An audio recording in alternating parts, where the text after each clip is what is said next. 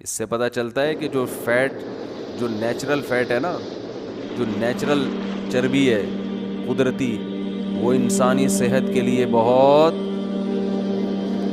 نہیں کھائی نا چربی تو یہ حال ہے، بولا ہی نہیں جا رہا، کھا کے بیٹھے ہوتے تو منہ سے خود بخود نکل رہا ہوتا.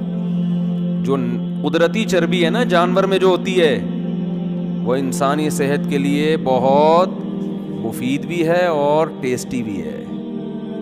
لیکن مت ماری گئی ہے جو فیٹ جانور میں ہوتا ہے، جو چربی جانور میں ہوتی ہے، جو اللہ نے اس لیے لگائی کہ اس میں گوشت کو اس میں پکا کے کھاؤ، اس کو نکال کے صاف ستھرا کر کے باہر پھینک دیتے ہیں. اور مارکیٹ سے کمپنی جو دے رہی ہے نا، جس کا یہ بھی نہیں پتا کہ پتہ نہیں بلیچ سے صاف کیا ہوا ہے یا کس سے صاف کیا ہوا ہے یہ آئل، وہ کمپنی کے تیل میں پکا پکا کے کھا رہے ہیں. نہ وہ ٹیسٹ آئے گا اور نہ صحت اچھی ہوگی.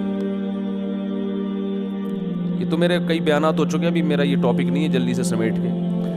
دمبا ساری زندگی گھی کا ڈبہ اٹھا کے گھومتا ہے اپنے ساتھ، وہ جو چکی ہے نا اس کی، وہ اصل میں گھی کا ڈبہ ہے.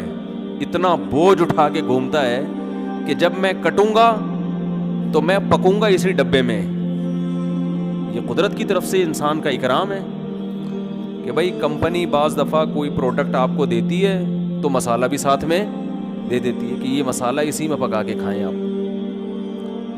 تو اللہ نے ہمیں دمبے کا گوشت دیا، اور جس چربی میں وہ گوشت پکانا ہے، اللہ نے دمبے کو یہ آرڈر کیا کہ تو تیرے پیچھے میں یہ ڈبہ لگا رہا ہوں پورا. اور کتنی ٹینشن میں وہ ساری زندگی اس ڈبے کو اٹھا کے گھومتا ہے.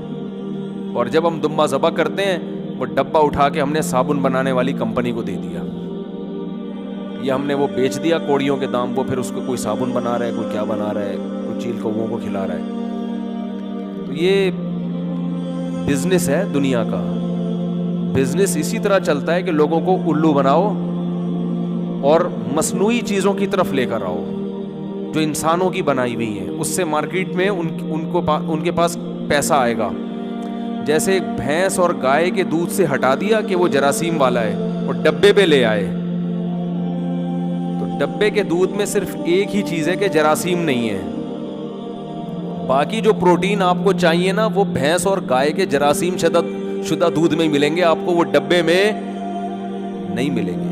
یقین نہ آئے تو ایک گلاس بھینس کا وہ دودھ جو گوالا اپنی چیزیں ملا کے دیتا ہے، لیکن اس میں پھر بھی بھینس کا دودھ ہوتا ہے، وہ پی کے سو، اور ڈبے کا پی کے سو. زمین آسمان کا فرق ہے اس میں. تھوڑا فرق بھی نہیں ہے، تھوڑا بھی ہوتا ہے نا، ہم کہتے ہیں چلو تھوڑا بہت تو چلتا ہے. زمین آسمان کا فرق ہے. بھینس کا اور گائے کا دودھ پیو گے نا، لال سرخ ہو جاؤ گے تھوڑے دنوں میں. ڈبے کا ساری زندگی پیتے رہو، سوال ہی پیدا نہیں ہوتا کہ آپ کے چہرے پہ سرخی آ جائے. میں ریٹن میں لکھ کے دینے کے لیے تیار ہوں، یہ اسٹیمپ کے ساتھ، اپنی اسٹیمپ کے ساتھ، اپنے سگنیچر کے ساتھ.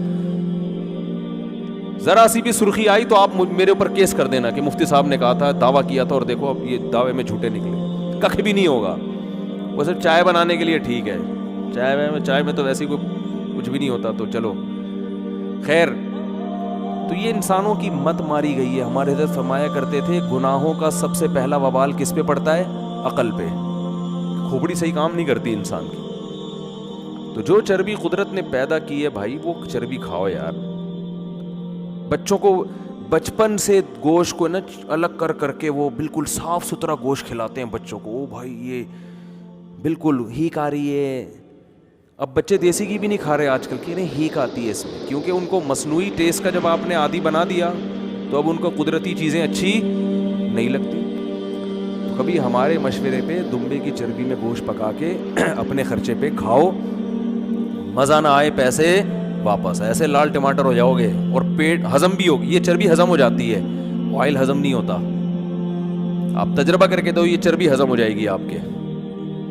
ہاں یہ ضرور ہے کہ جب ایسی چیزیں کھاؤ گے تو پھر تھوڑی سی ایکسرسائز بھی ضروری ہے. ایسا نہ ہو کہ کھا کے کمپیوٹر پہ بس بیٹھے تو دمبا بن جاؤ گے تھوڑے دنوں میں، اور وہ تو پہلے سے ہی بنے ہوئے ہو تو پھر پھٹا جاؤ گے، کیونکہ جتنی آپ کے اندر گنجائش تھی، اسپیس تھی، وہ فل ہو چکی ہے. ٹھیک ہے نا، مزید اس میں جگہ نہیں ہے. تو وہ یوٹیلائز بھی کرے انسان. تو دیکھو کیسی خاندانی صحت ہوتی ہے.